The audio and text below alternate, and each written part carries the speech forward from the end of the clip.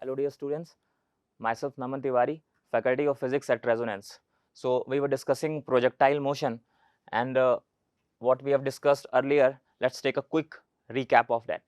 Okay, so in projectile motion, first thing was we discussed that it is a 2D motion. ये एक 2D motion है या फिर इसको बोलते हैं motion in a plane.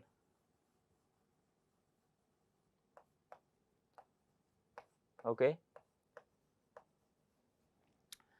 So 2D motion क्यों है? सबसे पहला सवाल है कि 2D मोशन क्यों है? किसी भी मोशन को हम 2D, 1D या 3D कब कह सकते हैं? So the answer is the minimum number of coordinates required to describe the motion of a object tells us about whether the motion is 2D, 1D और 3D.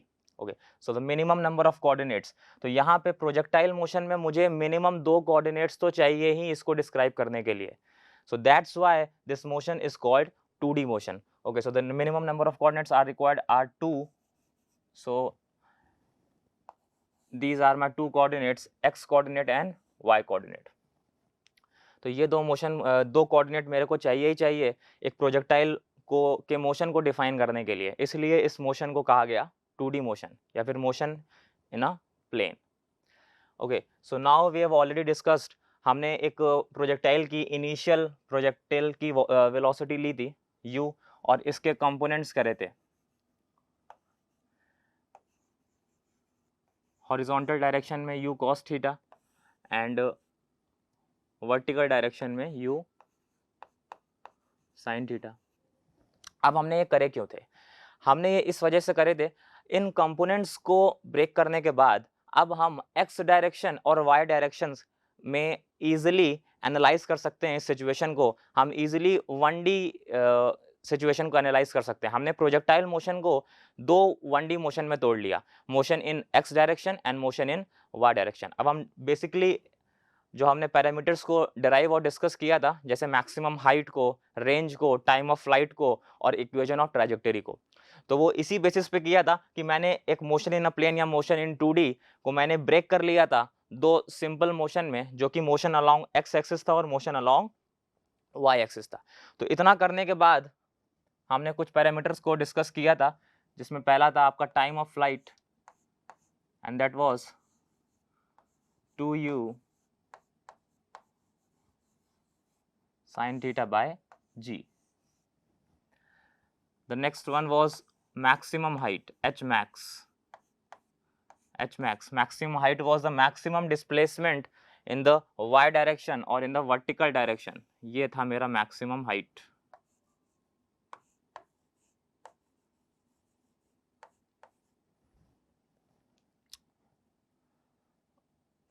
Okay, so and this was the maximum displacement in the x direction which was my range. तो ये था हमारा range, इसको भी हमने discuss किया था. So my maximum height was u square sin square theta by 2g.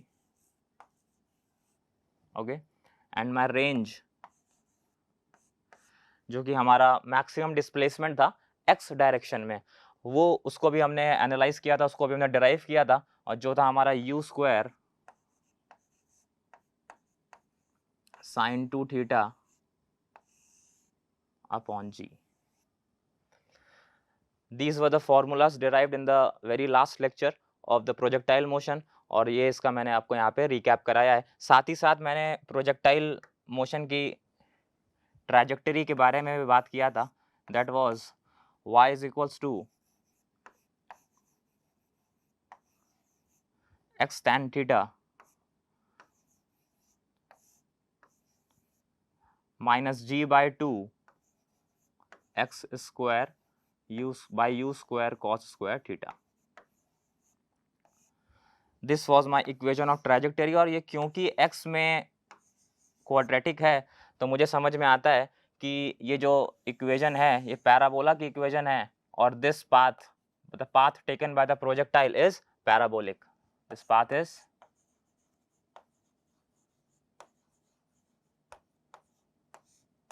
Parabolic path.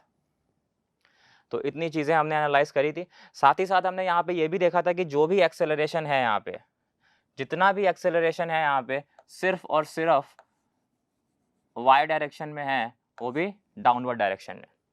जो भी एक्सेलरेशन यहाँ पे हम ले रहे थे, वो था g, जिसकी वैल्यू होती है, जिसका मैग्नीट्यूड था 9.8 मीटर पर सेकंड स्क्वायर, और वो एक्ट कर रहा था वर्टिकली डाउनवर्ड डायरेक्शन में।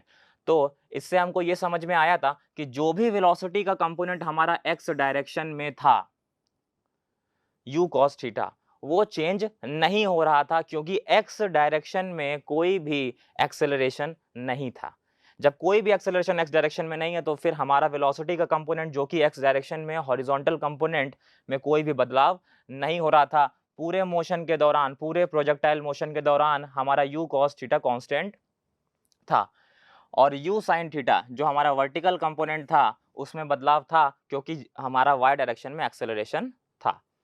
जैसे जैसे प्रोजेक्टाइल ऊपर जाता है, वैसे वैसे y कंपोनेंट जो हमारा u sin थीटा था, उसका मैग्नीट्यूड घटता जाता है, घटता जाता है। जैसे जैसे प्रोजेक्टाइल ऊपर जाता है, यहाँ पे मैं आपको बना के दिखाऊं अगर,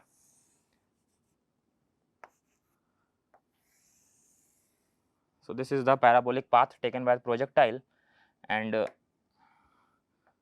suppose initial y component was this and initial x component was this।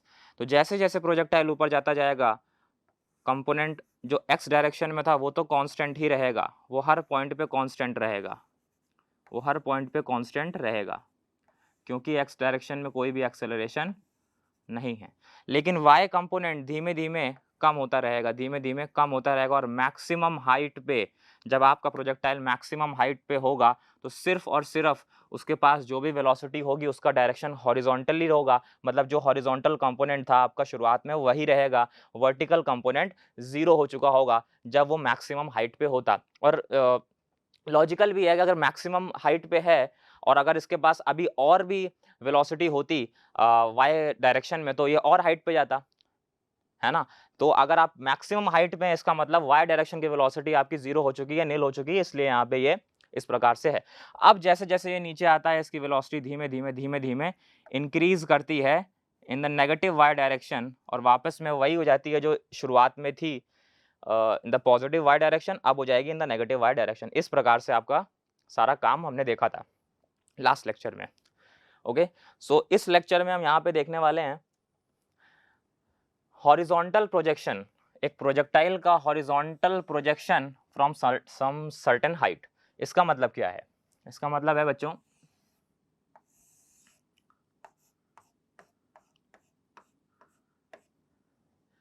एक सर्टेन हाइट से हम प्रोजेक्टाइल को प्रोजेक्ट करेंगे। अब कैसे कर सकते हैं? कुछ वेलोसिटी का एंगल देंगे, किसी भी एंगल पे दे सकते हैं, लेकिन यहाँ पे हम जो पढ़ने वाले हैं वो है हॉरिजॉन्टल प्रोजेक्शन, वो है हॉरिजॉन्टल प्रोजेक्शन।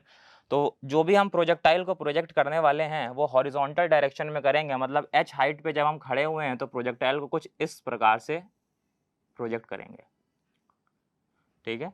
हॉरिजॉन्टली प्रोजेक्ट करेंगे, ठीक है? तो हमारा जो एनालिसिस होगा वो इसी मोशन पे होगा कि हमारा जो प्रोजेक्टाइल है वो कुछ इस प्रकार से मोशन यहाँ पे कर रहा है। उसको कैसे प्रोजेक्ट किया है? किसी एक हाइट पे प्रोजेक्ट किया और हॉरिजॉन्टली प्रोजेक्ट किया है, ठीक है?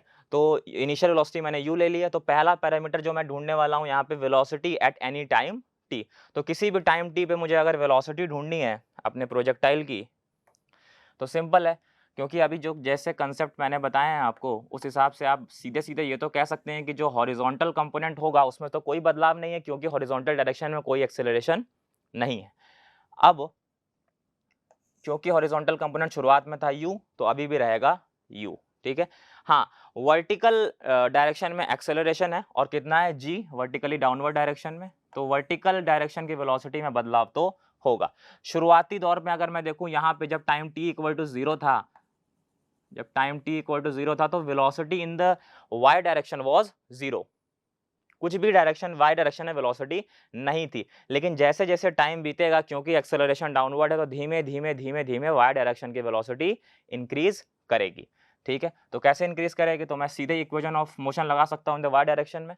तो final velocity in the y direction v इज इक्वल्स टू u प्लस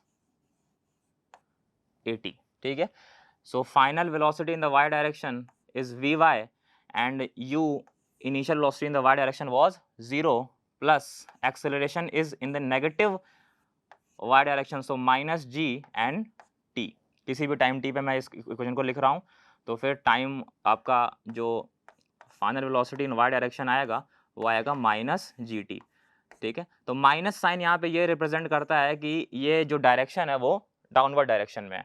तो मैं यहाँ पे लिख सकता हूँ the velocity in the y direction और नेगेटिव वाई डायरेक्शन कितना रहेगा, यहाँ पे मैग्नीट्यूड उसका रहेगा जी टी के बराबर।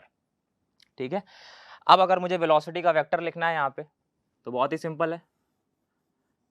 वेलोसिटी का वेक्टर का मतलब है कि इस x डायरेक्शन की वेलोसिटी और y डायरेक्शन की वेलोसिटी का जो रिजल्टेंट आएगा वही यहाँ पे नेट वेलोसिटी वेक्टर कहलाएगा। तो जो वेलोसिटी वेक्टर क्या होगा वो होगा the velocity in the x direction that is u I cap plus the velocity in the y direction which is minus gt j cap, क्योंकि नेगेटिव y डायरेक्शन में negative, तो हम लेंगे उस डायरेक्शन को माइनस j cap, तो ये आ जाएगा आपका। तो वेलोसिटी वेक्टर आपका बन गया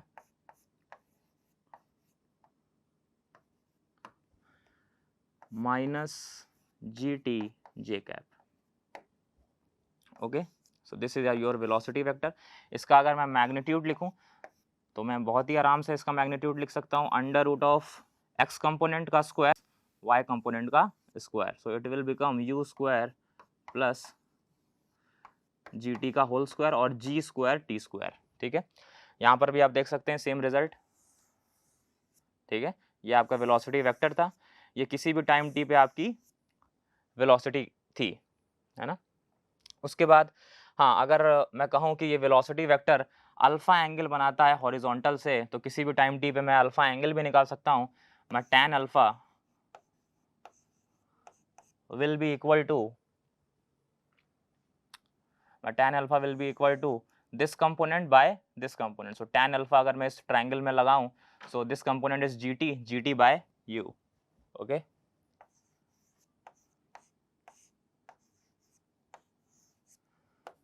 ओके, सो नाउ जब tan अल्फा में लगा रहा हूँ तो मैं इंटरेस्टेड हूँ खाली मैग्नीट्यूड में, वो खाली माइनस जी टी जो है वो आपको डायरेक्शन बता रहा है कि वर्टिकली डाउनवर्ड डायरेक्शन में है। ओके, सो मूविंग फर्दर, अब है position eight any time T. Now I am interested in the position eight any time T. तो किसी भी टाइम टी पे मान लेते हैं प्रोजेक्टाइल शुरुआत में यहाँ पे था। ओके, और अब प्रोजेक्टाइल आपका यहाँ पे है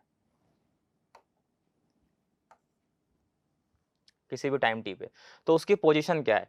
तो उसकी पोजीशन मैं लिख सकता हूँ, अगर मैंने ओरिजिन यहाँ पे माना है, शुरुआत में ओरिजिन मैंने यहाँ पे माना है, तो वो अभी यहाँ पे है, तो कुछ ना कुछ उसने डिस्प्लेसमेंट दिया है एक्स डायरेक्शन में और कुछ ना कुछ डिस्प्लेसमेंट दिया है उसने वाई डायरेक्शन में। तो अगर मैं पोजीशन में इंटरेस्टेड हूँ या पोजीशन वेक्टर में लिखना चाहूँ, so this will be my position vector, और मैं सिंपली लिख सकता हूँ my position vector will be x i cap and minus y j cap, minus y j cap. So this will be my position vector when the particle is displaced from this position and it is at this position at any time t. तो ये मेरा position vector होगा। अब simply x, क्योंकि x direction में कोई भी acceleration नहीं है, तो डिस्प्लेसमेंट इन x डायरेक्शन में आराम से लिख सकता हूँ u इंटू टी। ठीक है, जो इनिशियल वेलोसिटी थी एक्स डायरेक्शन में इनटू टाइम, क्योंकि यहाँ पे कोई एक्सेलरेशन नहीं है। हाँ, वाई डायरेक्शन में एक्सेलरेशन है, वाई डायरेक्शन में एक्सेलरेशन है, इसलिए मैं आप लिखूंगा y is equals to u t plus half a t square. So y is equals to u t plus half a t square.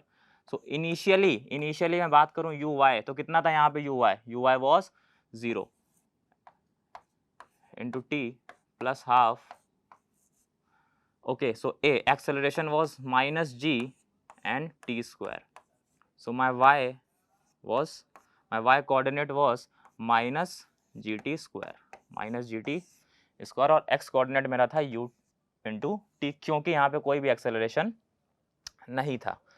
Okay, सो मेरा एक्स कोऑर्डिनेट आ चुका है, मेरा वाई कोऑर्डिनेट आ चुका है। मैं इसमें अगर वैल्यू पुट कर दूं, यहाँ पे ये एक्स कोऑर्डिनेट है, ये वाई कोऑर्डिनेट है, मैं यहाँ पे अगर वैल्यू पुट कर दूं यहाँ पे, तो फिर आपका रिजल्ट जो आएगा वो आ जाएगा इस प्रकार से। ओके, और अगर मैं इसके मैग्नीट्यूड की बात करूं, so my magnitude of the displacement या magnitude of R vector will be equal to under root of x square plus Y square, ठीक है ना, square of the rectangular components of the vector R, and x की value वही है u into t, u square t square हो जाएगा, यहाँ पे हो जाएगा हाफ, यहाँ पे हो जाएगा हाफ जी टी का स्क्वायर, पर यहाँ पे हाफ भी आएगा, हाफ जी टी का square, ji t square by 2। Okay, तो यहाँ पे ये आ जाएगा। तो मैंने निकाल लिया है position eight any time t and velocity vector eight any time t। Now I am interested in the equation of trajectory. Equation of trajectory जब हमने पहले निकाली थी, जब नॉर्मल हम ग्राउंड टू ग्राउंड प्रोजेक्टाइल पढ़ रहे थे, तो उसमें हमने ध्यान क्या दिया था, हमने एक्स कोऑर्डिनेट लिखा था, वाई कोऑर्डिनेट लिखा था, और वहाँ पे टाइम का जो टर्म था उसको एलिमिनेट किया था। सेम चीज़ यहाँ पे करनी है, क्योंकि इक्वेशन ऑफ ट्रैजेक्टरी में कभी भी टाइम नहीं आता है। तो जैसे कि पहले बनाई थी मैंने इक्वेशन ऑफ ट्रैजेक्टरी, तो it was y is equals to, from ground to ground projectile जब था हमारा, y is equals to x tan theta minus g by 2 x square you square cos square theta, ये नीचे था। Okay, तो ये equation of trajectory थी हमारी पहले, ठीक है। तो अभी भी हमको सेम चीज करनी है, हमने देख लिया है पहले भी, x is equals to you into t है, okay, and y is equals to, क्या है हमारा y, हमारा y है minus g t square, minus at any time t हमारा है y minus of half g t square. Okay, तो यहाँ से टाइम की वैल्यू अगर मैं निकालूं शुरुआती इक्वेशन से, तो हो जाएगी t is equals to x बटे यू, और मैं अगर यहाँ पे पुट कर दूं, so my equation of trajectory will come y is equals to minus half ji x square by you square. Okay, so यहाँ पर भी आप देख सकते हैं इक्वेशन ऑफ ट्रैजेक्टरी, ठीक है, minus half ji x square by you square. करा क्या हमने, करा कुछ नहीं हमने इसमें, हमको बेसिकली क्या करना है, एक्स कोऑर्डिनेट लिखना है, वाई कोऑर्डिनेट लिखना है, और टाइम का टर्म एलिमिनेट कर देना है, बिकॉज इक्वेशन ऑफ ट्रैजेक्टरी की जब भी हम बात करेंगे तो हम देखेंगे खाली एक्स और वाई का रिलेशन किस तरह से वैरी कर रहा है। जब पार्टिकल एक पाथ को ट्रेवल कर रहा है, then the y coordinate, how the y coordinate is changing with respect to the x coordinate, हमारा पॉइंट खाली इतना रहेगा, कैसे कैसे वाई कोऑर्डिनेट चेंज कर रहा है एक्स कोऑर्डिनेट के रिस्पेक्ट में। तो टाइम का फैक्टर हमको वहां पे नहीं चाहिए, हम टाइम को हमेशा वहां पे एलिमिनेट करेंगे। जब हमने ग्राउंड टू ग्राउंड प्रोजेक्टाइल पढ़ा था तो इक्वेशन ऑफ ट्रैजेक्टरी ये आई थी, इसमें भी हमने सेम कंसेप्ट लगाया था और अभी भी हम यही कंसेप्ट लगाएंगे, ठीक है। फिर से हम यहाँ पे देखते हैं एक्स में स्क्वायर है, so this equation is parabolic, this equation is parabolic. So जो भी हमारा पाथ आया था प्रोजेक्टाइल का कुछ इस प्रकार से, horizontal projection from some height जब हुआ था, जो भी पाथ आया था हमारा, this path is parabolic, this path is parabolic, this path is parabolic.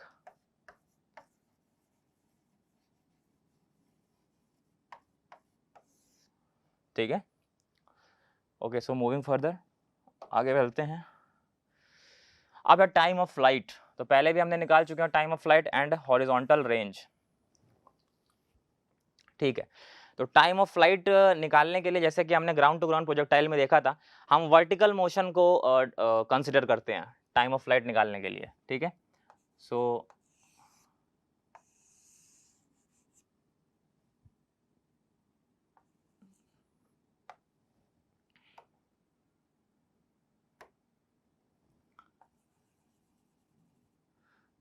this initial height was my h, okay, this is my ground, और अगर मैं यहाँ पे ओरिजिन मान लूँ, ठीक है, तो मैं देखता हूँ यहाँ पे क्या होगा मेरा टाइम ऑफ फ्लाइट। तो u है इनिशियल वेलोसिटी ऑफ प्रोजेक्शन जो कि हॉरिजॉन्टल डायरेक्शन में है। ठीक है, तो अब क्या हुआ कि टाइम ऑफ फ्लाइट क्या है कि कितने टाइम में इसने ये पाथ ट्रेवल किया, हमारा ऑब्जेक्ट अब यहाँ पे आ चुका है।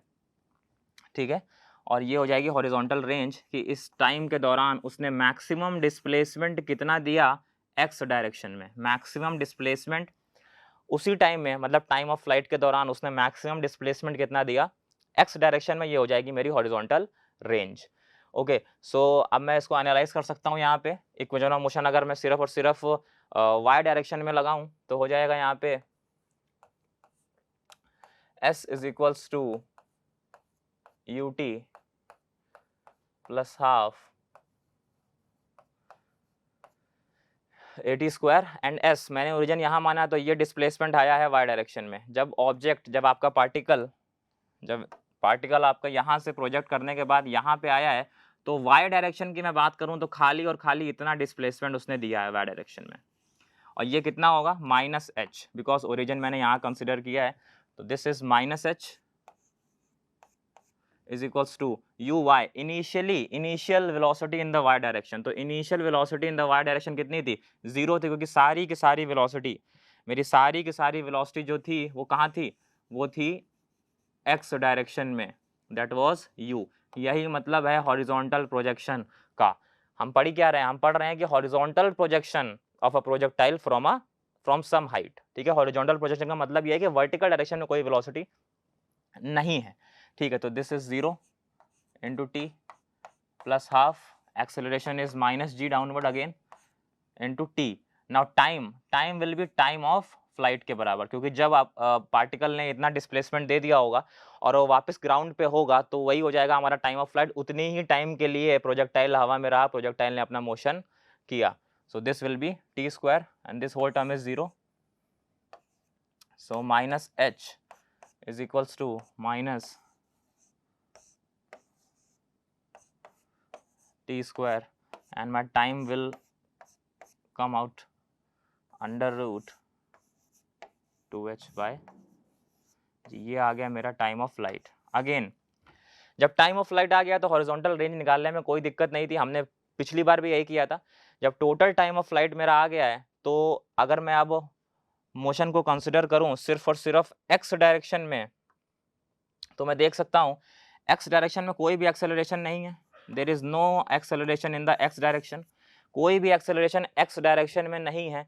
तो सिंपली मैं लिख सकता हूं the displacement in x direction will be u into total time. So the acceleration नहीं है, तो फिर मैं सीधे लिख सकता हूं horizontal range will be equal to u into t and it will be equal to u 2h by g। ठीक है, डायरेक्शन आपको ये कंसेप्ट समझ में आना चाहिए, ये कंसेप्ट आपको दिमाग में रखना है, फॉर्मूला भी आपको दिमाग में रखना है, लेकिन ये भी समझ में आना चाहिए कि हम ऐसा कर क्यों रहे हैं। हम ऐसा इस वजह से कर रहे हैं कि कोई भी एक्सेलरेशन है ही नहीं एक्स डायरेक्शन में, तो जितना भी डिस्टेंस ट्रेवल होगा वो क्या होगा, speed into time. So this was my analysis for the time of flight and horizontal range.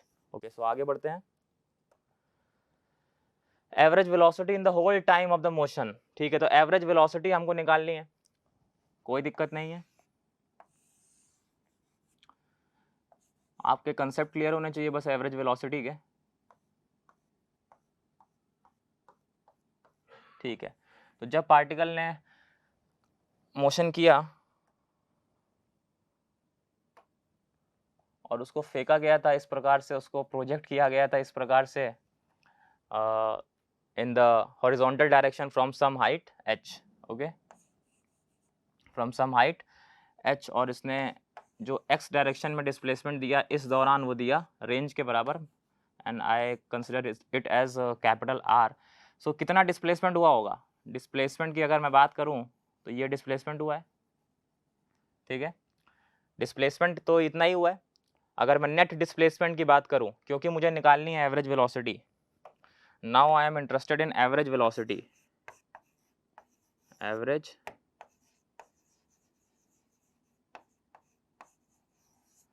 Average velocity में मैं इंटरेस्टेड हूं। तो क्या होता है, total displacement, total bye total time. ठीक है। तो टोटल टाइम का तो सॉर्टेड है सब कुछ, क्योंकि टोटल टाइम तो कितना होगा, टाइम ऑफ फ्लाइट के बराबर होगा। टोटल डिस्प्लेसमेंट मैंने आपको बता दिया कितना होगा।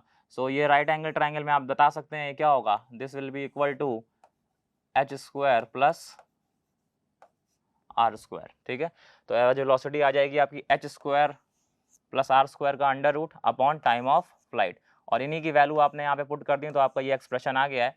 ठीक है, तो ये भी ध्यान में रखना है आपको, लेकिन ये जरूर ध्यान में रखना है कि आया कैसे है। ठीक है, so the basic formula, basic फंडा इज, ये आपको नहीं भूलना है कभी भी, कि एवरेज वेलोसिटी क्या होता है, total displacement upon total time होता है। क्या होता है, total displacement upon total time होता है, और टोटल डिस्प्लेसमेंट कितना होगा, under root of h square plus r square, यहाँ पे क्लियर है। और टोटल टाइम तो आपका टाइम ऑफ फ्लाइट के बराबर होगा, तो बाकी इसमें बस वैल्यू पुट कर दी गई है। Okay, so the next thing is average acceleration. ठीक है,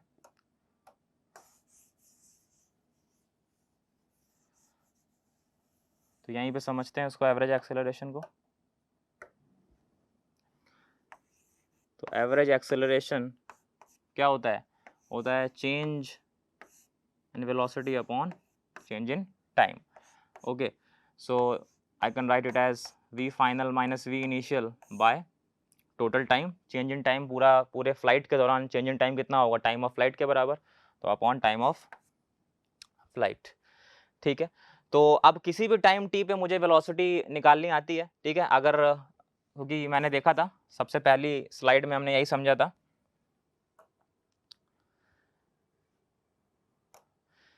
तो किसी भी टाइम t पे अगर मुझे वेलोसिटी चाहिए एट एनी टाइम t, तो मेरा वेलोसिटी वेक्टर क्या हो जाएगा, ये हो जाएगा, क्या हो जाएगा, then this is my velocity vector. किसी भी टाइम t पे अगर मुझे वेलोसिटी चाहिए तो मैं इस प्रकार से निकाल सकता हूँ, क्या है, you i cap minus g T J cap. ठीक है, तो इसी चीज को यहाँ पे अप्लाई करते हैं।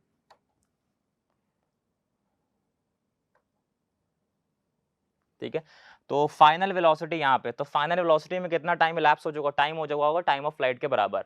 तो मैं यहाँ पे लिख सकता हूँ you i cap minus g T J cap, तो जी टी में लिखूंगा time of flight and J cap, okay, minus initial velocity. तो इनिशियल वेलोसिटी तो देख ही सकते हैं, खाली और खाली हॉरिजॉन्टल डायरेक्शन में कुछ भी डायरेक्शन, वाई डायरेक्शन में कोई वेलोसिटी है ही नहीं, तो सीधे मैं लिख सकता हूँ इनिशियल वेलोसिटी को यू आई कैप के बराबर, u i cap upon total time, and u i cap से minus u i cap cancel हो गया। ठीक है, तो बचा क्या, देन एवरेज एक्सेलरेशन इज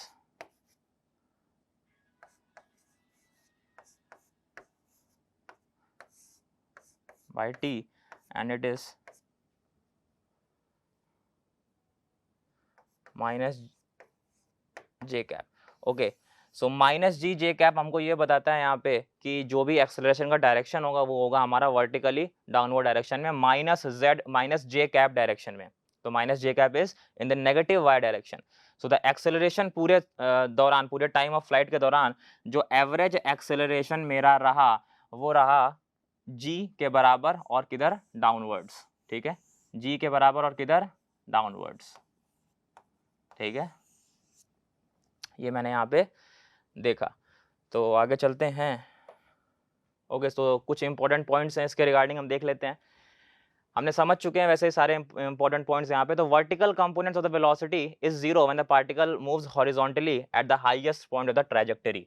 ठीक है, तो प्रोजेक्टाइल जब हाईएस्ट पॉइंट पे है, मतलब वो मैक्सिमम डिस्प्लेसमेंट दे चुका है वाई डायरेक्शन में, तब वो हाईएस्ट पॉइंट पे पहुंचा है। और जब वो हाईएस्ट पॉइंट पे पहुंचा है तो यहाँ पे सिर्फ और सिर्फ जो वेलोसिटी होगी उसके पास वो होगी एक्स डायरेक्शन में। और अगर ये मानिए मैंने यू कॉस थीटा,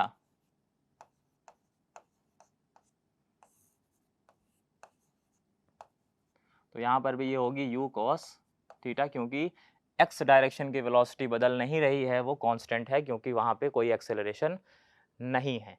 और वाई डायरेक्शन की वेलोसिटी धीमे धीमे धीमे धीमे धीमे धीमे कम हुई, टॉप मोस्ट पॉइंट पे जीरो हो गई। अगर टॉप मोस्ट पॉइंट पे जीरो ना होती तो फिर वो और ऊपर जाता, इसीलिए तो वहां पे रुक गया वो, क्योंकि उसकी वाई डायरेक्शन की वेलोसिटी खत्म हो चुकी है। अगला, vertical component of the velocity is positive when the particle is moving up and negative when the particle is coming down. ये भी रीजनेबल है। जैसे जैसे पार्टिकल प्रोजेक्टाइल मोशन में ऊपर जा रहा है, जैसे जैसे ऊपर जा रहा है तो वर्टिकल कंपोनेंट उसका धीमे धीमे कम हो रहा है, क्योंकि एक्सेलरेशन है डाउनवर्ड्स, तो वर्टिकल कंपोनेंट्स धीमे धीमे धीमे धीमे कम होगा। और जब टॉप मोस्ट पॉइंट पे पहुंचेगा, जब टॉप मोस्ट पॉइंट पे, तो वर्टिकल कंपोनेंट शून्य हो चुका है, जीरो हो चुका है। अब क्योंकि एक्सेलरेशन डाउनवर्ड है, तो डाउनवर्ड डायरेक्शन में एक्सेलरेट करेगा और वर्टिकल कंपोनेंट उसी प्रकार से बढ़ता रहेगा आखिरी तक। ठीक है।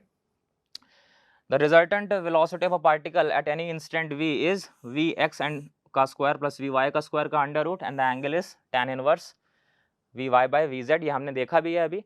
तो उस किसी भी टाइम v पे, किसी भी टाइम t पे मैं उसका वर्टिकल कंपोनेंट निकाल सकता हूँ। अभी निकाला है हमने सबसे पहली स्लाइड में। और हॉरिजॉन्टल कंपोनेंट तो चेंज होगा नहीं, जो शुरुआत में था वही रहेगा। तो किसी भी टाइम टी पे मैं उसकी वेलोसिटी वेक्टर मैं निकाल सकता हूँ, उसका मैग्नीट्यूड भी इस प्रकार से निकाल सकता हूँ। और वो हॉरिजॉन्टल से कितना एंगल बना रहा है, इस प्रकार से मैं ये भी निकाल सकता हूँ। Okay, so displacement from origin is, उसी प्रकार से मैं x डायरेक्शन का डिस्प्लेसमेंट निकाल सकता हूँ और y डायरेक्शन का डिस्प्लेसमेंट निकाल सकता हूँ। और जो इसका मैग्नीट्यूड होगा मैं इसी प्रकार से under root X square plus Y square करके भी निकाल सकता हूँ। ठीक है, कोई दिक्कत इसमें नहीं रहेगी। हमने इसीलिए कंपोनेंट्स लिए थे, हमने इसीलिए स्टडी करी थी खाली एक्स डायरेक्शन में और वाई डायरेक्शन में स्टडी करने के लिए हमने उसको कंपोनेंट्स को तोड़ा था। और इसी प्रकार से हम एक्स डायरेक्शन और वाई डायरेक्शन का डिस्प्लेसमेंट निकाल सकते हैं। We can easily find out the displacement in the x and the y direction respectively, and then can find out the magnitude. Okay, तो आगे कुछ क्वेश्चंस देखते हैं।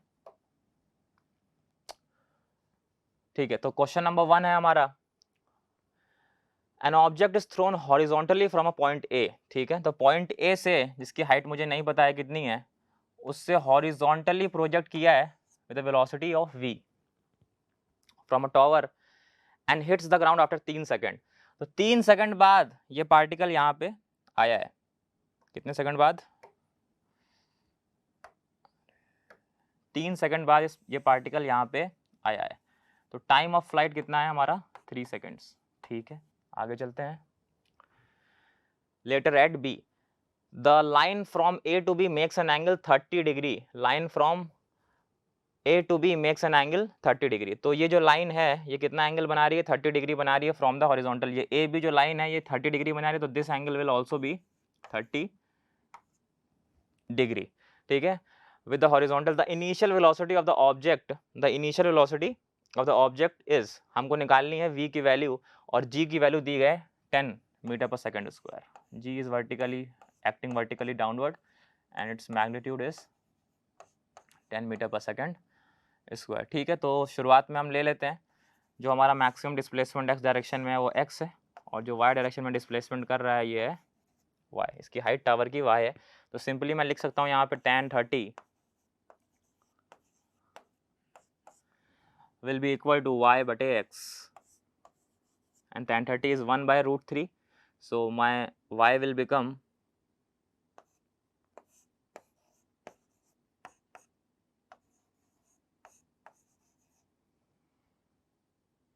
tan 30 is 1 by root 3, so x is equals to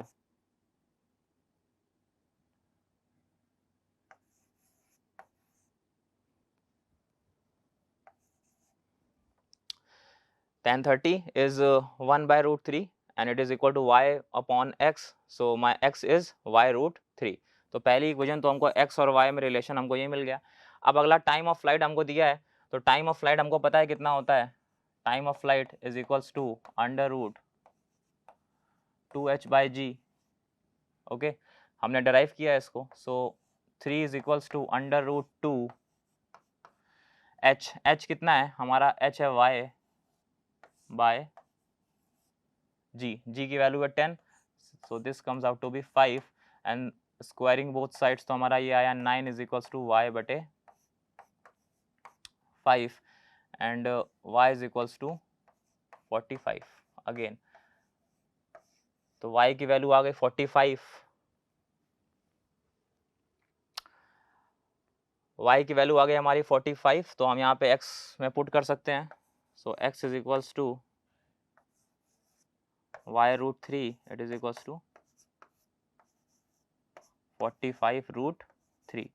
तो range हमारी आ चुकी है 45√3, सी से बी की डिस्टेंस आ चुकी है 45√3, और ये किसके बराबर होगी, हमको पता है x is equals to you into T. क्यों टी, क्योंकि यहाँ पे कोई भी एक्सेलरेशन नहीं है, तो जो भी डायरेक्शन, सॉरी u नहीं है, यहाँ पे v है, हमने v माना है, तो v इंटू टी, और t कितना, पूरा टोटल टाइम ऑफ फ्लाइट के बराबर, सो v इंटू टी, और v निकालना था, हमारा x है 45√3 upon time of flight which is given as 3, so my v is coming like 15√3, okay, metre per second, 15√3 metre per second. ठीक है, तो ऑप्शन कौन सा होगा यहाँ पे, आंसर कौन सा होगा, आंसर होगा मेरा ये option number A is 15√3। Okay, ठीक है, तो आगे चलते हैं। The height y and the distance x along the horizontal plane of a projectile on a certain planet, ठीक है, with no surrounding atmosphere are given by y is equals to 5t minus 8t square and x is equals to 12t, where t is the time in second, the velocity with which the projectile is projected is. तो आपको initial velocity निकालनी है projectile की कि उसको project कैसे किया गया, जो उसका y कोऑर्डिनेट है वो टाइम के साथ कैसे वेरी कर रहा है, ये आपको दिया है। The y coordinate as a function of time आपको दिया है, x coordinate with a function of time कैसे वेरी कर रहा है ये भी आपको उसने दिया है। तो ठीक है, अगर उसने दिया है मुझे x coordinate as a function of time, तो मैं सिंपली लिख सकता हूँ x is equals to 12t and initial velocity ux, initial velocity का मतलब ये है कि जब टाइम t इक्वल टू 0 है, तो ux कितना हो जाएगा, dx by dt at time t equal to 0, because हम इनिशियल वेलोसिटी की बात कर रहे हैं, तो इसको डिफरेंशिएट करूंगा तो आएगा 12। ठीक है, तो ये टाइम कोई टाइम का टर्म ही नहीं आ रहा, तो मुझे किसी को जीरो पुट करने की ज़रूरत नहीं है। हमको इससे ये भी मालूम चलता है कि जो x डायरेक्शन की वेलोसिटी वो टाइम पे डिपेंड नहीं कर रही है, इसका मतलब है कि कांस्टेंट भी है। ठीक है, चलिए और आगे चलते हैं। तो उसने मुझे दिया है y इज इक्वल्स टू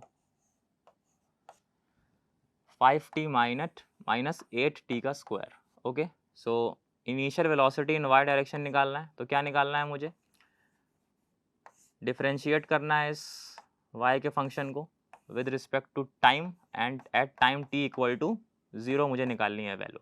तो पहले अगर मैं डिफरेंशिएट करूं तो हो जाएगा 5 माइनस 8 टाइम 2 टाइम्स 8 16 t, और जब टाइम t इक्वल टू 0 में पुट करूंगा तो आंसर आ जाएगा आपका 5 minus 16 into 0 which will become 0 and this is equal to 5 metre per second. ठीक है, 12 मीटर पर सेकेंड।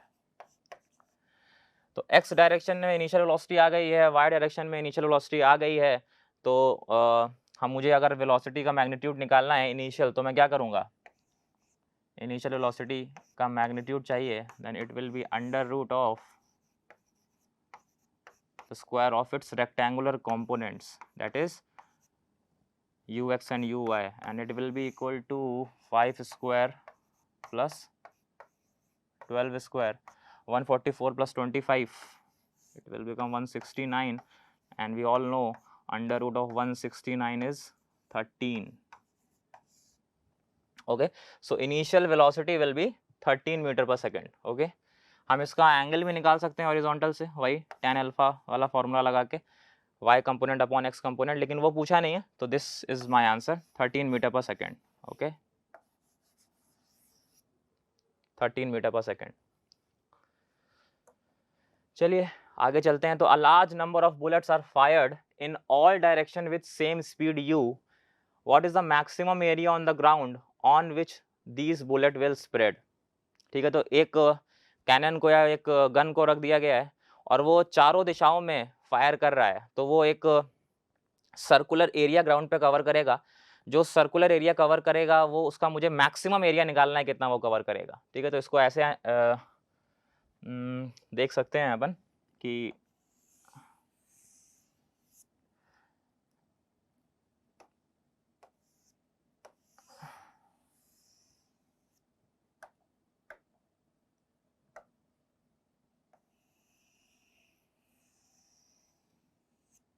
ठीक है, तो जो भी बुलेट्स फायर होंगी सेंटर से वो कुछ इस प्रकार से प्रोजेक्टाइल पाथ ट्रैवल करके जाएंगी और कुछ इधर जाएंगी, कुछ इधर जाएंगी। इस प्रकार से एक 3D डायग्राम इमेजिन करिए, इस प्रकार से, इस प्रकार से। ठीक है, तुम इस सर्कुलर, अगर आप इसको ऊपर से देखेंगे, टॉप व्यू देखेंगे तो आपको सर्किल दिखेगा। तो इस सर्किल का मैक्सिमम एरिया आपको निकालना है। सो एरिया मैक्सिमम, आपको इस सर्किल का मैक्सिमम एरिया चाहिए। तो मैक्सिमम एरिया के लिए क्या होगा, पाई आर स्क्वायर होता है सर्किल का एरिया, सर्किल बनेगा। तो आपको रेडियस कैसी रखनी है, मैक्सिमम रेडियस रखनी है। ठीक है, तो रेडियस क्या है यहाँ पे, अगर आपको मैक्सिमम रेडियस चाहिए तो इस प्रोजेक्टाइल की जो रेंज होनी चाहिए ये मैक्सिमम होनी चाहिए। तो रेडियस मैक्सिमम है क्या, आपकी maximum range. So pi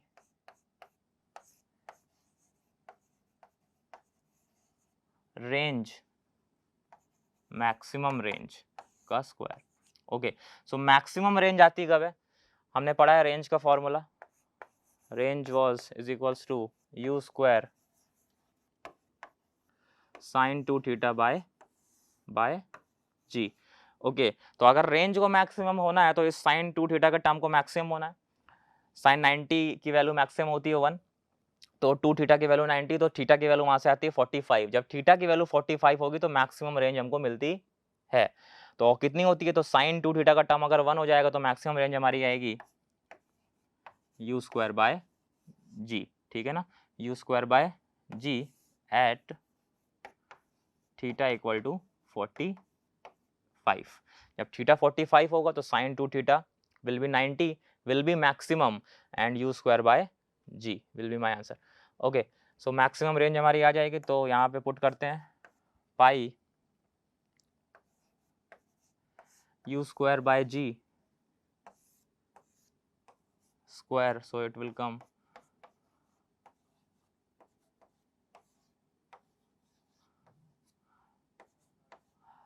pi u to the power 4 by g square. Okay, so this is my answer. ठीक है, समझ में आया। तो इसको हमको टॉप व्यू देखना, थोड़ा सा 3D इमेजिन करना है। हर डायरेक्शन में बुलेट फायर करी जाएंगी, हर डायरेक्शन में, और हर डायरेक्शन में क्या होगा, जो रेंज होगी वो मैक्सिमम होगी, तभी हमारा मैक्सिमम एरिया निकलेगा। ठीक है, okay, so our next question number 4 is, let r and h be the horizontal range and the maximum height reached in the case of a projectile. ठीक है, if a constant horizontal acceleration of g by 4 is imparted to the projectile due to wind, then its range and the maximum height will be. ठीक है, ठीक है, तो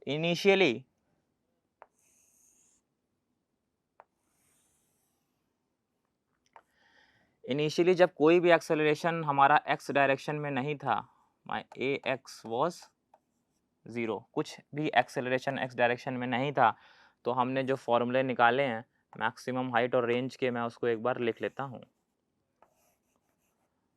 ठीक है, okay, so my maximum height was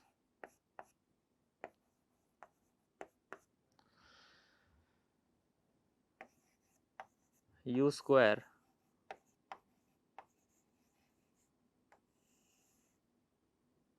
sign square theta by 2g।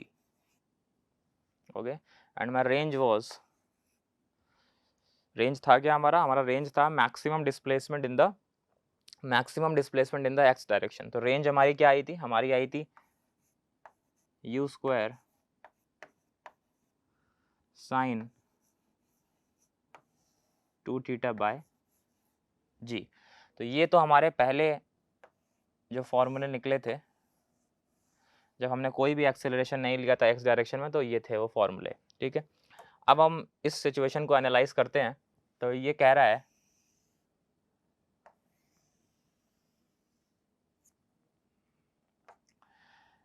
अब क्या कह रहा है कि x डायरेक्शन में भी एक्सेलरेशन है और वो कितना है g/4। x डायरेक्शन में भी एक्सेलरेशन है और वो कितना है g/4, ठीक है। और y डायरेक्शन में तो वही एक्सेलरेशन है, acceleration in y direction ay will remain same as g downwards, ठीक है। तो क्योंकि y डायरेक्शन में तो एक्सेलरेशन वही है, तो y डायरेक्शन के जो पैरामीटर हैं वो तो चेंज नहीं करेंगे, वो तो सेम ही रहेंगे, ठीक है।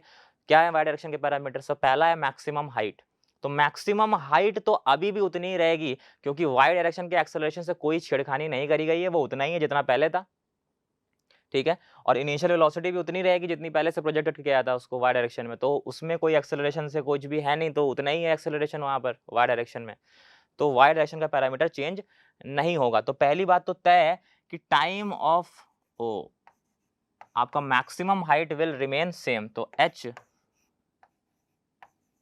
न्यू मैक्सिमम जो हाइट है वो आपकी बराबर रहेगी, किसके बराबर रहेगी? पुरानी जो हाइट थी आपकी h के बराबर ही रहेगी, ठीक है।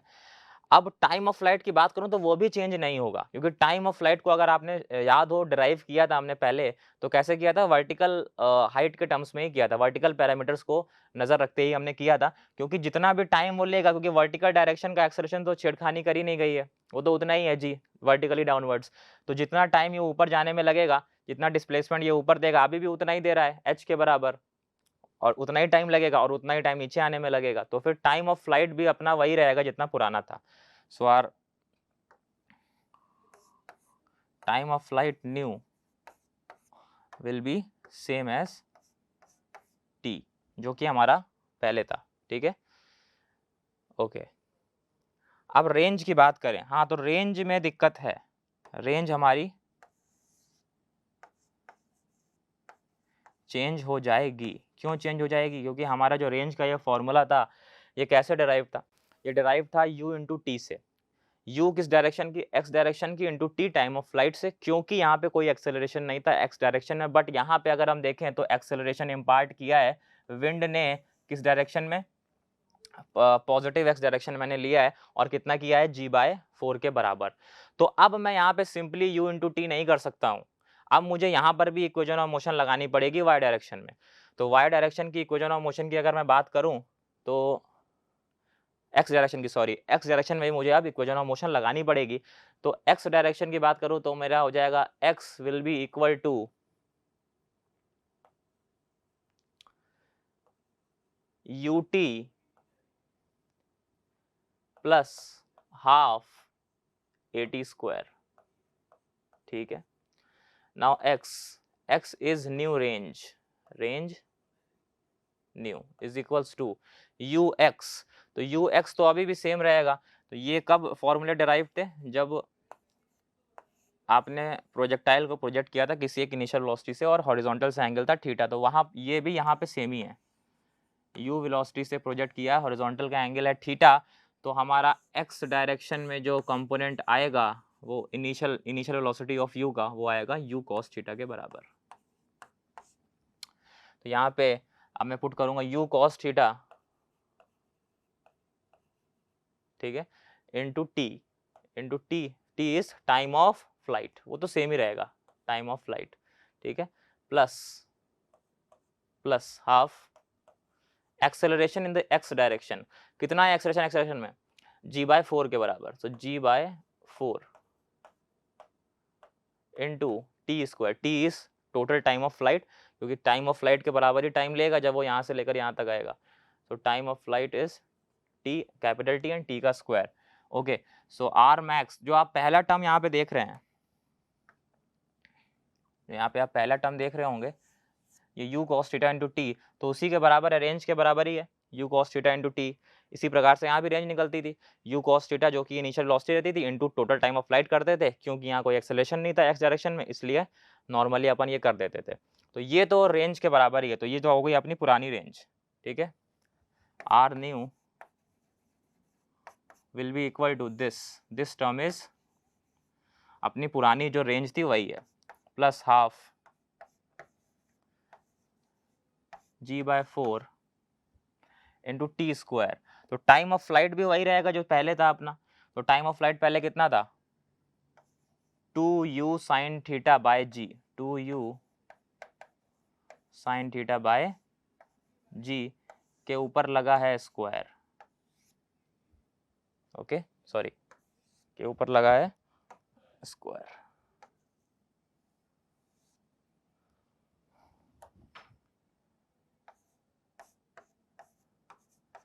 ठीक है, तो इसको अगर मैं सॉल्व करूं तो my r new range will be equal to are plus half ji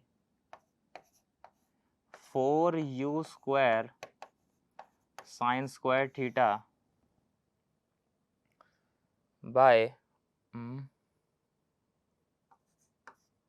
4g square. Okay, तो 4 से 4 कैंसिल आउट हो गया, ठीक है, और यहाँ पे एक 4 था, यहाँ पे एक 4 था, ये कैंसिल आउट हो गया। Sine square theta by ji square यहाँ पे ये लिखा हुआ है, ठीक है। तो ये इसको मैं फिर से लिख लेता हूँ, my new range will be equal to are plus G square you square sine square theta, और एक minute,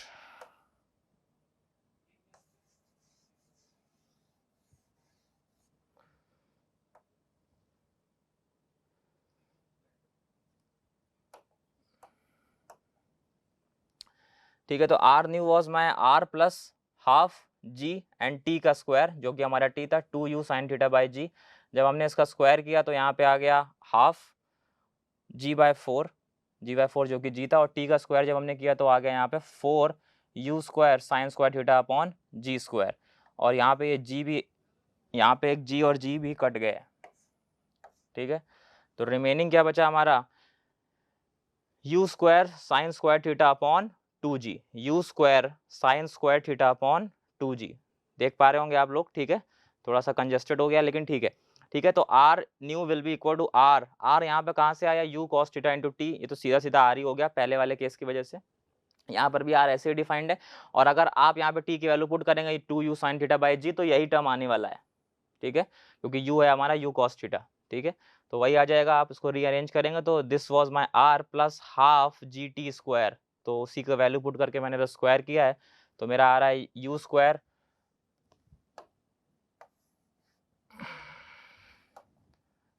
sign square theta upon 2g, और u square sine square theta upon 2g है क्या, u square sine square theta upon 2g है क्या, ये हमारा पुरानी वाली मैक्सिमम हाइट। तो मैं लिख सकता हूँ आर न्यू, ये पूरा पुरानी वाली हाइट हो गई मेरी, ये हो गई पुरानी वाली हाइट, ठीक है। तो मैं लिख सकता हूँ R new will be equal to are plus H, ठीक है। तो आंसर कौन सा हो जाएगा, नया new R is R plus H, ठीक है। और पुरानी हाइट तो सेम ही रहेगी, मैंने आपको पहले ही बता दिया था, क्योंकि हमारे वाई डायरेक्शन के पैरामीटर चेंज नहीं हो रहे हैं, वही है, इसलिए हमारी हाइट उतनी ही रहेगी, ठीक है। A bomb is dropped from an aeroplane, ठीक है, तो बॉम्ब यहाँ पे ड्रॉप किया जा रहा है एरोप्लेन से, moving horizontally at constant speed, when air resistance is taken into consideration the bomb false on the earth surface exactly below the aeroplane, false on the earth behind the aeroplane, ahead of the aeroplane, या फिर flies with the aeroplane. तो ये 4 option है, इसमें देखना है मुझे कि क्या ऑप्शन, कौन सा ऑप्शन करेक्ट है। तो ठीक है, देखते हैं, एनालाइज करते हैं इसको। तो ग्राउंड से मैंने मान लिया है किसी h हाइट पे आपका एरोप्लेन उड़ रहा है, ठीक है। तो इसने यहाँ पे बॉम्ब ड्रॉप किया, ये आपका बॉम्ब हो गया, ठीक है। Constant horizontally at constant speed, जो एरोप्लेन की स्पीड थी वो कांस्टेंट थी, वो थी u, ठीक है। तो फिलहाल at time t equal to 0 पे जब बॉम्ब आपका ड्रॉप हुआ है, तो फिर अपने बॉम्ब की स्पीड भी कितनी होगी, u ही होगी हॉरिजॉन्टल डायरेक्शन में, ठीक है। तो आपका एक तरह से कैसा बन गया, एक horizontal projection from some height वाला एक केस बन गया, ठीक है। तो अब क्या होगा, ये इस प्रकार से यहाँ पे जाएगा और यहाँ पे होगा ब्लास्ट, ठीक है, इस पॉइंट पे जाके ये ट्रैजेक्टरी फॉलो करेगा, पैराबोलिक पाथ फॉलो करेगा, यहाँ पे जाएगा। अच्छा, हॉरिजॉन्टल अभी देखते हैं कि जब एयर रेजिस्टेंस नहीं है, तो पहले हम देख रहे हैं कि no air resistance, no air, कोई एयर नहीं थी तो कोई एयर रेजिस्टेंस नहीं था यहाँ पे। तब क्या होता, तब यहाँ पे क्या होता कि इनिशियल हॉरिजॉन्टल वेलोसिटी जो एरोप्लेन की है वही हमारी बॉम्ब की है, और ना ही एरोप्लेन के पास एक्सेलरेशन है एक्स डायरेक्शन में, बिकॉज उसकी स्पीड कांस्टेंट है, ठीक है। और ना ही हमारे बॉम्ब के पास एक्सेलरेशन है, क्योंकि हमने एयर का रेजिस्टेंस 0 मान लिया है, जो भी एक्सेलरेशन है वर्टिकली डाउनवर्ड है। तो सेम टाइम जिस टाइम में बॉम्ब यहाँ पे पहुंचता, उसी टाइम में एरोप्लेन भी जस्ट इसके ऊपर होता, ठीक है, जस्ट इसके ऊपर यहाँ पे होता उसी टाइम पे। तो यहाँ पे अगर मैं बात करूँ तो एरोप्लेन मेरा होता यहाँ पे,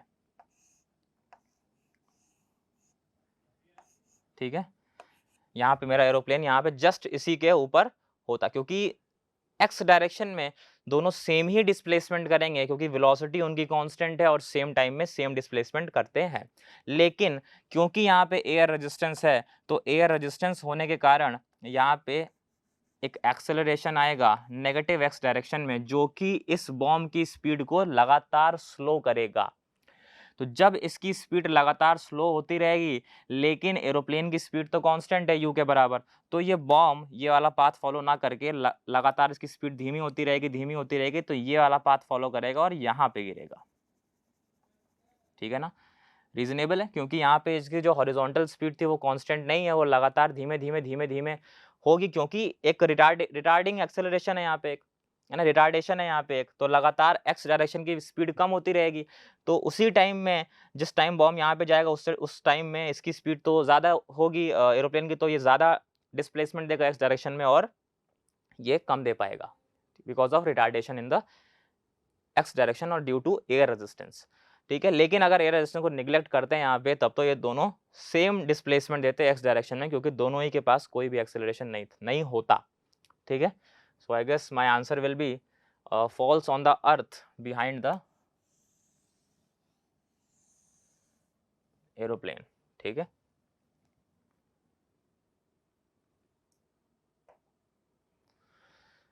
Okay, so question number 6 is a particle is projected horizontally with a speed u from the top of a plane inclined at an angle theta with the horizontal. How far from the point of projection will the particle strike the plane? ठीक है,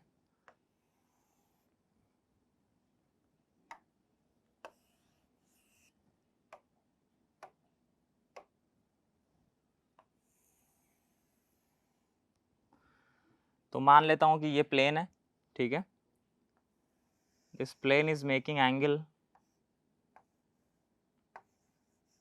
theta with the horizontal, और एक particle को मैंने यहाँ पे project किया है, ठीक है। कैसे किया है? हॉरिजॉन्टली प्रोजेक्ट किया है। किस प्रकार से किया है? हॉरिजॉन्टली प्रोजेक्ट किया है एक पार्टिकल को मैंने विद स्पीड u। तो क्या होगा, इसकी ट्रैजेक्टरी कुछ इस प्रकार की होगी, ये जाएगा आगे, यहाँ पे स्ट्राइक करेगा। तो मुझे पूछा है कि how far from the point of projection, मतलब how far from this point will the particle strike the plane. तो मुझे जो डिस्टेंस पूछ रहा है वो पूछ रहा है ये डिस्टेंस कितनी होगी, ठीक है, ठीक है। तो ये प्लेन की डिस्टेंस मुझसे यहाँ पे पूछ रहा है वो, ठीक है। तो इसको मैं एनालाइज कर सकता हूँ वापस से उसी प्रकार से, ठीक है। तो अगर आप इसको भूल जाएं इस प्लेन को, तो अभी आप अगर इसको उसी प्रकार से समझें, projection of a projectile horizontally from some height, okay. तो यहाँ से इतनी हाइट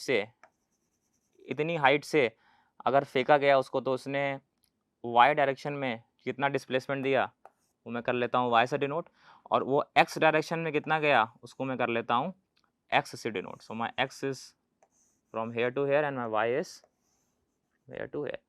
तो सिंपल है, मेरा एल की वैल्यू कितनी हो जाएगी, my L will become under root of x square plus Y square, ठीक है। तो मेरा सारा जो भी ध्यान है अब एल से हट के कहाँ पे आ गया है, मुझे एक्स डायरेक्शन की डिस्प्लेसमेंट लिखनी है और वाई डायरेक्शन की डिस्प्लेसमेंट लिखनी है, और ये मुझे पता है कि इनके बीच का एंगल कितना है, एंगल कितना है, एंगल है थीटा, ठीक है, तो पहला रिलेशन तो इसी प्रकार से आ जाता है कि y upon x is equal to tan theta. ठीक है, so y is equals to x tan theta. Okay, so आगे बढ़ते हैं। अब इक्वेशन ऑफ ट्राजेक्टरी से मुझे पता है y इज इक्वल्स टू कितना होता है, half ji x square by you square. हाँ, यहाँ पे नेगेटिव भी होता है, लेकिन यहाँ मैं नेगेटिव कंसिडर नहीं कर रहा हूँ, क्योंकि एट लास्ट मुझे क्या चाहिए, यहाँ से यहाँ तक की डिस्टेंस चाहिए और उसका स्क्वायर ही करना है, तो फिर मुझे नेगेटिव से मतलब नहीं है। नेगेटिव वहाँ इसलिए आता है क्योंकि मैं y कोऑर्डिनेट के टर्म्स में बात कर रहा होता था। तो y अगर मुझे डिस्टेंस चाहिए तो कितना हो जाएगा, half ji x square by you square. ये कहाँ से आता है, ये आता है इक्वेशन ऑफ ट्राजेक्टरी से। And y is equals to X tan theta अगर मैं यहाँ पे पुट कर दूँ, y is equals to X tan theta by half X square by you square. So x से x यहाँ पे कटा और x की एक वैल्यू आ गई, यहाँ पे x की वैल्यू आ गई 2u square by G tan theta, 2u square by G tan theta. And इसी में अगर tan थीटा और मल्टीप्लाई कर देंगे, x में ही tan थीटा और मल्टीप्लाई कर देंगे तो बन जाएगा y हो जाएगा u 2u स्क्वायर जी tan स्क्वायर थीटा। ठीक है, फिलहाल मुझे उसमें इंटरेस्ट नहीं है, क्योंकि मुझे निकालना है l की वैल्यू, जो कि है l is equals to under root of x square plus Y square. ठीक है, again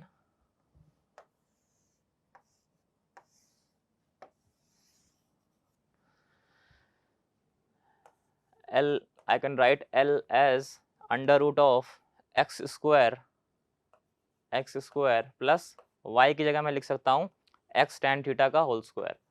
so x square tan square theta. Okay, x square common निकाल के मैं अंडर रूट के बाहर कर सकता हूँ, तो L is equals to x under root 1 plus tan square theta.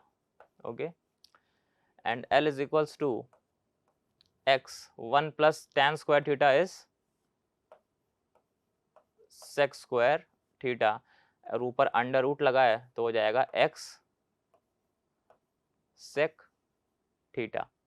Okay, and x की वैल्यू अगर मैं यहाँ पुट कर दूं, then it will become 2u square by g tan theta sec theta. Okay, तो ये हमारी L की वैल्यू आ गई, जो कि रिक्वायर्ड थी। How far from the point of projection the particle strike the plane, तो वो डिस्टेंस मैंने L मानी थी यहाँ पे, और L की वैल्यू यहाँ पे निकल गई है। ठीक है, तो ये हमारा सेशन था। यहाँ पे हमने सीखा projectile motion from a height in the horizontal direction. ठीक है, शुरुआत में मैंने थोड़ा सा रिकैप कराया आपको, उसके बाद हमने अपना टॉपिक डिस्कस किया और उसमें बाद कुछ थोड़े बहुत न्यूमेरिकल से हमने इसको समझा। ठीक है, so thank you and that's it from my side. Thank you for your interest in science.